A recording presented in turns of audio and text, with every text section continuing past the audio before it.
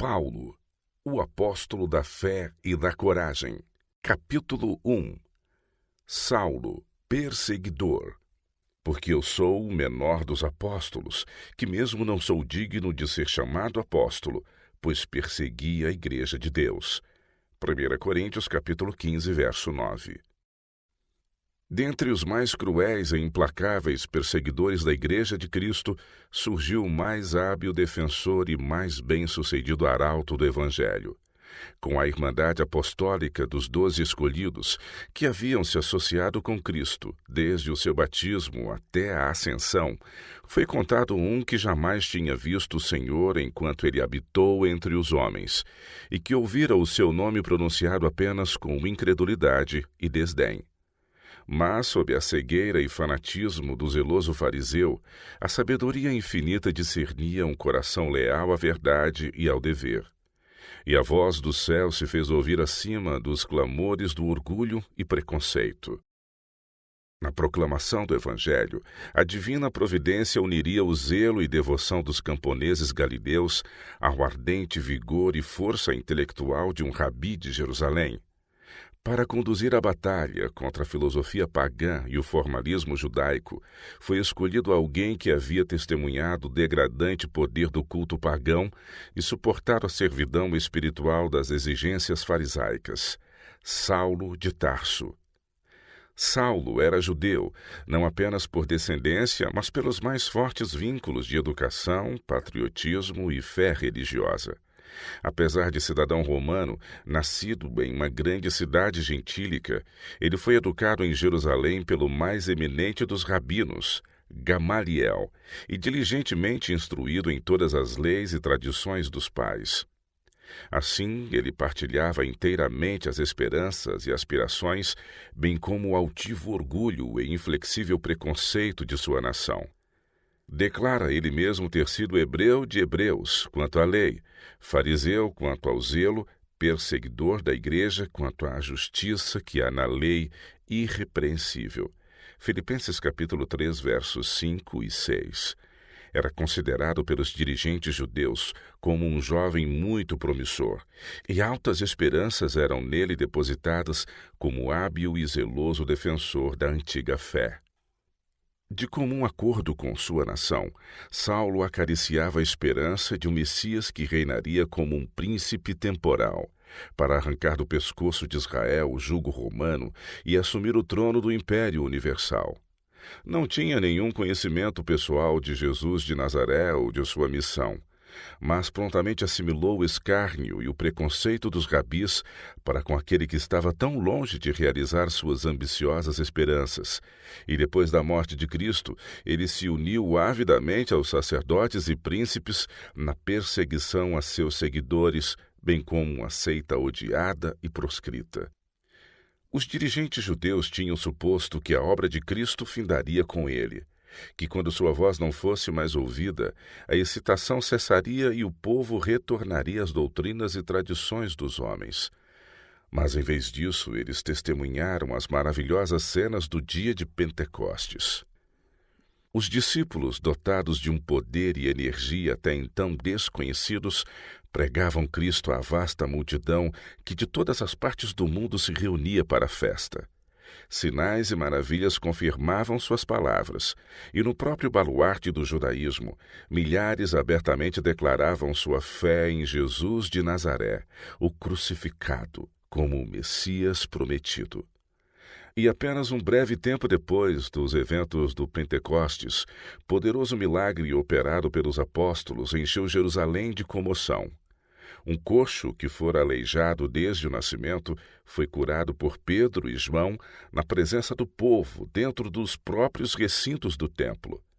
Esta surpreendente cura foi realizada em nome de Jesus, declarando os apóstolos que ele havia subido ao céu e de lá comunicado poder aos seus seguidores, e eles destemidamente acusaram os judeus do crime de sua rejeição e morte. Grande número de pessoas receberam as doutrinas pregadas pelos apóstolos.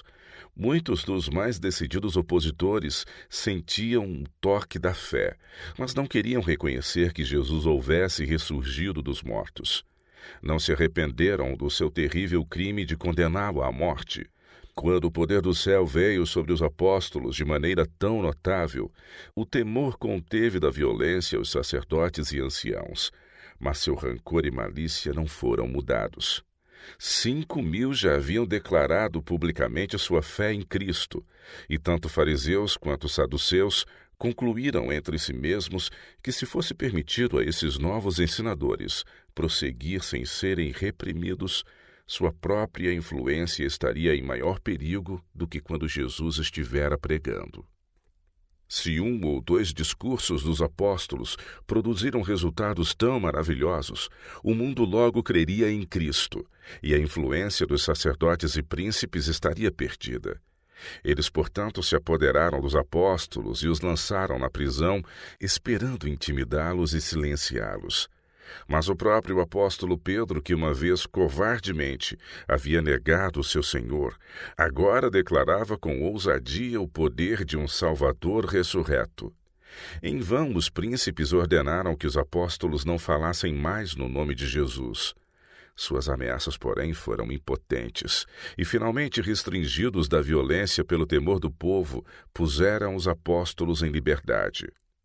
Os eventos subsequentes serviram apenas para aumentar seus temores e ódio. O poder com que os apóstolos ainda proclamavam o Evangelho, as maravilhas por eles operadas em nome de Jesus, os conversos diariamente acrescentados à Igreja, a união e harmonia que impregnavam o corpo de crentes, a rápida e terrível manifestação do juízo divino no caso de Ananias e Safira, tudo era observado pelos dirigentes judeus e os impelia a esforços ainda mais decididos para esmagar a poderosa heresia. Outra vez os apóstolos foram detidos e aprisionados, e o sinédrio foi reunido para julgar o seu caso. Além do conselho, foi convocado um grande número de homens doutos, e eles se consultaram conjuntamente quanto ao que deveria ser feito com esses perturbadores da paz. Mas, à noite, o anjo do Senhor abriu as portas da prisão e libertou seus servos, ordenando-lhes outra vez que proclamassem no templo as palavras de vida. Grande foi o espanto dos sacerdotes e príncipes, quando, estando reunidos ao amanhecer para pronunciar sentença contra os prisioneiros, receberam a notícia de que, embora as portas da prisão estivessem seguramente fechadas e os guardas estacionados diante delas, os apóstolos tinham sido misteriosamente libertados e já estavam pregando no templo.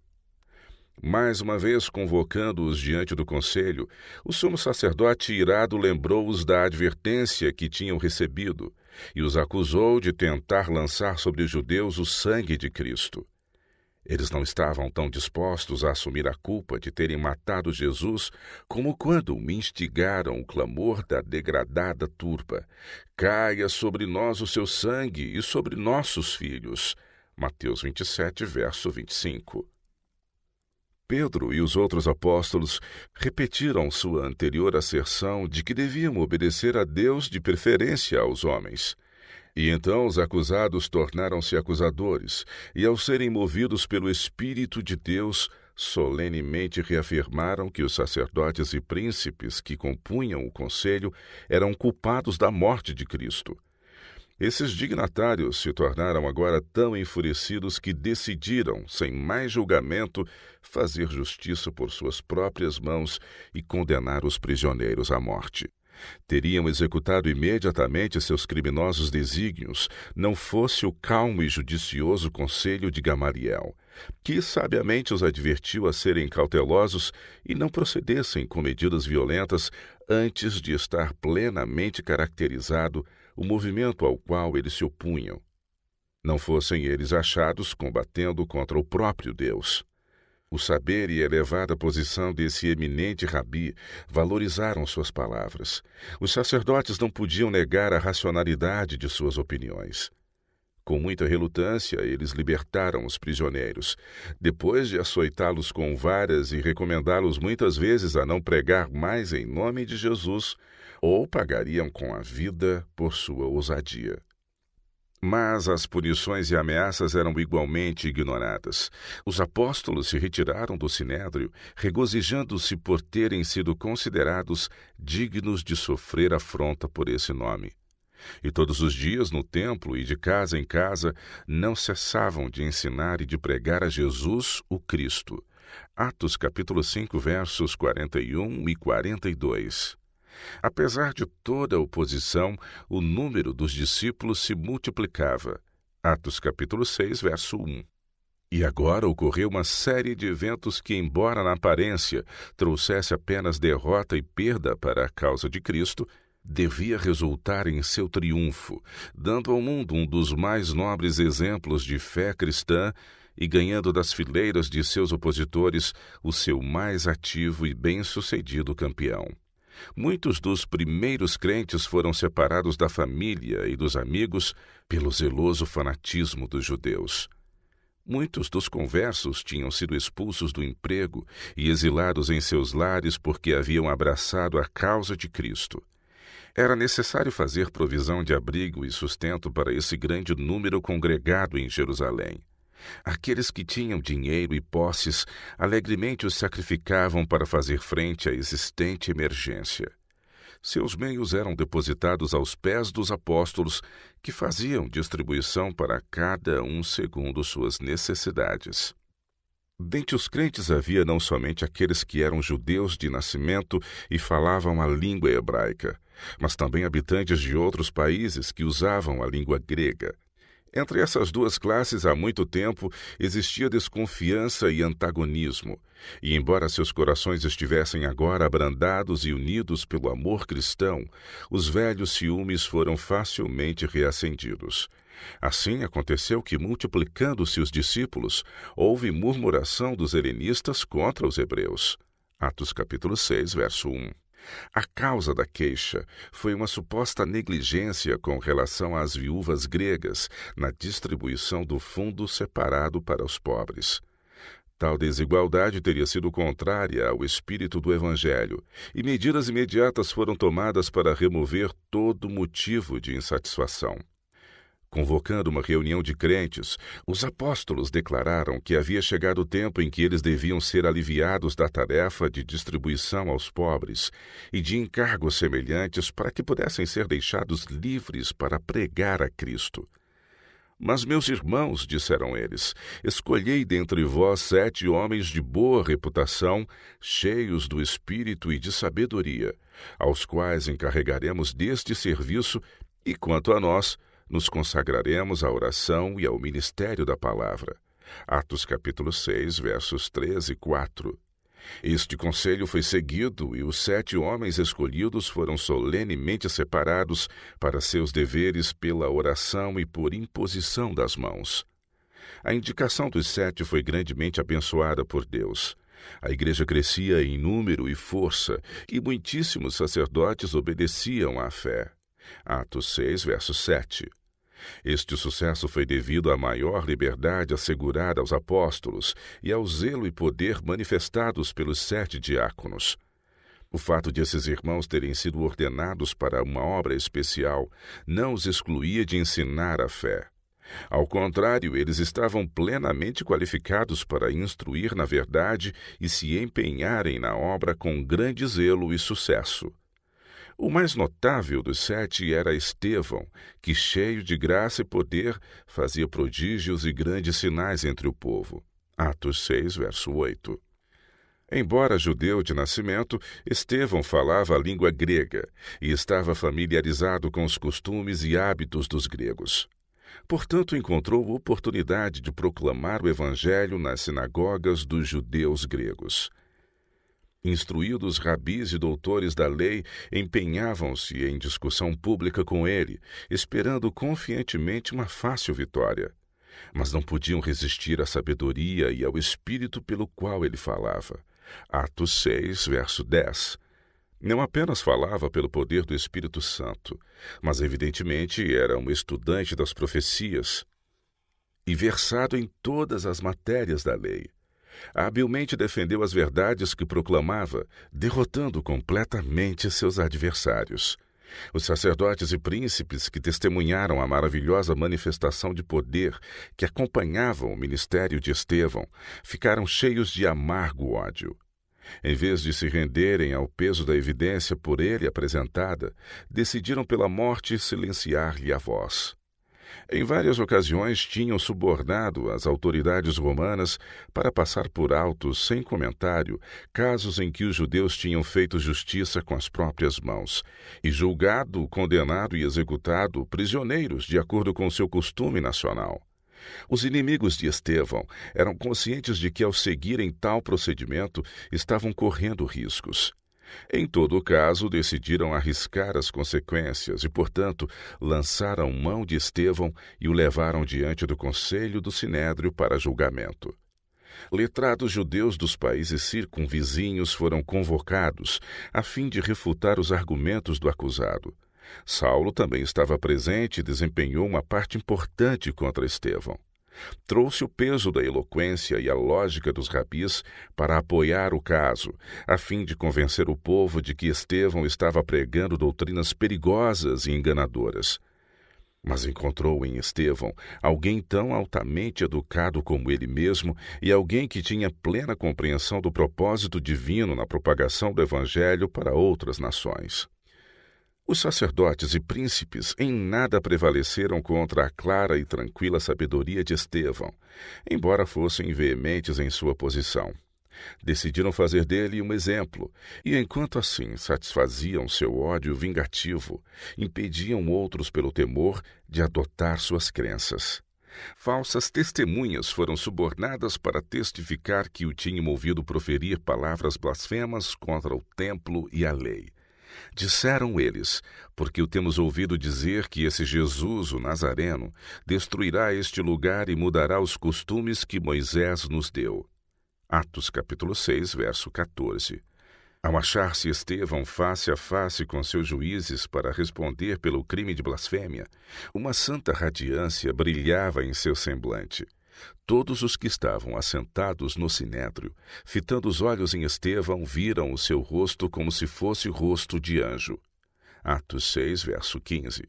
Aqueles que exaltavam Moisés poderiam ter visto no rosto do prisioneiro a mesma santa luz que brilhara na face do antigo profeta. Muitos dos que contemplaram o iluminado semblante de Estevão tremeram e velaram o rosto, mas a obstinada descrença e o preconceito prevaleceram.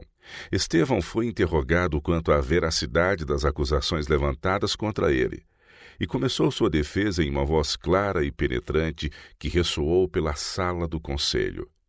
Prosseguiu narrando a história do povo escolhido de Deus, em palavras que mantinham a assembleia fascinada. Demonstrou pleno conhecimento da economia judaica e mostrou que a interpretação espiritual dela agora se fazia manifesta através de Cristo. Deixou claro sua própria lealdade a Deus e à fé judaica, enquanto argumentava que a lei em que eles confiavam para a salvação não tinha sido capaz de preservar Israel da idolatria. Associou Jesus Cristo a toda a história judaica. Referiu-se à construção do templo de Salomão e às palavras de Salomão e de Isaías. Entretanto, não habita o Altíssimo em casas feitas por mãos humanas. O céu é o meu trono, e a terra o estrado dos meus pés. Que casa me edificareis, diz o Senhor, ou qual é o lugar do meu repouso? Não foi porventura a minha mão que fez todas estas coisas? Atos 7, versos 48 a 50. O lugar da mais elevada adoração a Deus estava no céu. Quando Estevão chegou a este ponto, houve um tumulto entre o povo. O prisioneiro leu sua sorte nos semblantes que estavam diante deles. Percebeu a resistência encontrada por suas palavras, que foram proferidas por ordem do Espírito Santo. Sabia que estava dando seu último testemunho. Quando ele relacionou Jesus Cristo com as profecias e falou do templo, o sacerdote, afetando estar horrorizado, rasgou sua veste. Este ato foi para Estevão um sinal de que sua voz logo seria silenciada para sempre. Embora estivesse apenas no meio do seu sermão, abruptamente o concluiu. Desprendendo-se de súbito da corrente da história e voltando-se para seus enfurecidos juízes, disse: Homens de dura cerviz e incircuncisos de coração e de ouvidos, vós sempre resistes ao Espírito Santo, assim como fizeram vossos pais, também vós o fazeis. Qual dos profetas vossos pais não perseguiram? Eles mataram os que anteriormente anunciavam a vinda do justo, do qual vós agora vos tornastes traidores e assassinos. Vós que recebestes a lei por ministério de anjos e não a guardastes. Atos capítulo 7, versos de 51 a 53. Diante disto, os sacerdotes e príncipes ficaram fora de si de fúria. Assemelhavam-se mais a animais selvagens de rapina do que a seres humanos. Investiram contra Estevão rangendo os dentes. Mas ele não se intimidou. Tinha esperado isso. Seu rosto estava calmo e brilhou com uma luz angelical. Os sacerdotes enfurecidos e a turba alvoroçada não o aterrorizavam. A cena ao seu redor desapareceu-lhe da visão. Os portais do céu se abriram, e Estevão, olhando, viu a glória das cortes de Deus e Cristo, como que se levantando do trono, estando pronto para suster seu povo, que estava prestes a sofrer o martírio pelo seu nome.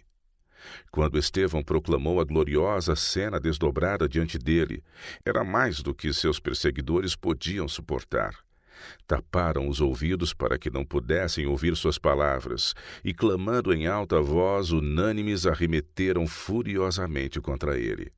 E apedrejaram Estevão, que invocava e dizia: Senhor Jesus, recebe o meu espírito. Então, ajoelhando-se, clamou em alta voz: Senhor, não lhes imputes este pecado. Com estas palavras, adormeceu. Atos capítulo 7, versos 59 e 60. Exigia-se das testemunhas que o tinham acusado que atirassem as primeiras pedras. Estas pessoas depuseram suas vestes aos pés de Saulo, que havia tomado parte ativa na disputa e consentira na morte do prisioneiro.